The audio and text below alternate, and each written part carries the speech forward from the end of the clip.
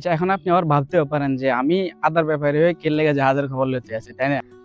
আসসালামু আলাইকুম, কি অবস্থা? সবার ভালো আছেন আশা করি। ডিউটি শেষ করে প্রায় সময় আমার এই জায়গাটাতে আসা হয়। আসা হয় বলতে কেন? এই জায়গাটা অনেক নিরিবিলি। শুধু আমি না, এখানে অনেক লোকই আসে।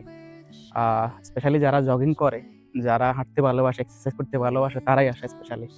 আর এখন যেটা দেখতেছেন এই জায়গাটা, এটা কিন্তু আরো ১-১.৫ বছর আগেও এটা মানে এরকম ভরার জায়গা ছিল না।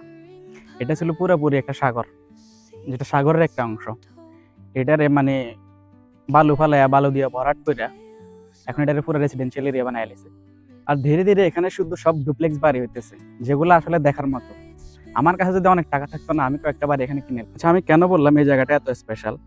কারণটা আপনারা এখন দেখতে পাচ্ছেন অবশ্যই। এই যে সাগর, ওই যে দেখেন পাহাড়, আর এই জায়গায় দেখেন বাড়ি, সাথে সানসেট। এরকম একটা বাড়ির সাথে আর এরকম ভিউ, জীবনে আর কে লাগে কোন তো? আপনি আবার ভাবতেও পারেন যে আমি আদার ব্যাপারে হয়ে কে লেগে জাহাজের খবর লইতে আছি, তাই না? যে এটা তো আমার লগে যায় না। আছে না মানুষের মানে চাওয়া, ইচ্ছা বা শখ, এরকম একটা কিছু আরকি। আর কিছুই না, এর থেকে বেশি কিছু না। যে এখানের মানুষের জীবনযাপন দেখলে যে হয় না, মানুষের হিংসা হয় দেখলে। যে ওদের যে জীবনযাপন, ওদের যে চলাফেরা, ওদের যেই মানে সবকিছু মিলায়া আমার মনে হয় যে আমরা মানে কতটুকু পিছায়া আছি। মানে আমরা কোনো জীবনযাপনই করতেছি না ওদের সামনে যদি আমরা পড়ি। যে আমরা সবাই এখন যুদ্ধের খাতিরে হরমুজ প্রণালীর নাম জানি। এই হরমুজ প্রণালী বলে না, এটা হচ্ছে গিয়ে এই জায়গাটা। এই জায়গাটা ওই দিক দিয়ে গেছে। এটাকে বলে হরমুজ প্রণালী। আর এই যে পাহাড়টা দেখতেছেন, এটা হচ্ছে গিয়ে ইউএইর ইমারাতের সবচেয়ে উঁচু পাহাড় হচ্ছে গিয়ে এটা। যেটাকে সবাই জবেল জয়েস মাউন্টেন নামে চেনে।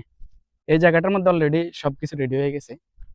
এখন শুধু তারা বিল্ডিং তৈরি করতেছে আর এগুলা সেল করতেছে। কয়টা রাস্তা করছে এখানে দেখেন।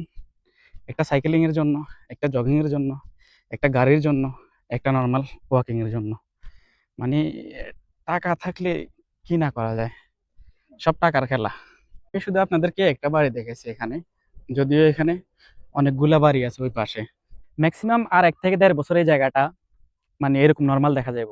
যেরকম এখন মানুষ চলাফেরা করতেছে, যেখানে সেখানে দাঁড়াইতে আছে, ছবি তুলতে আছে, ভিডিও করতে আছে।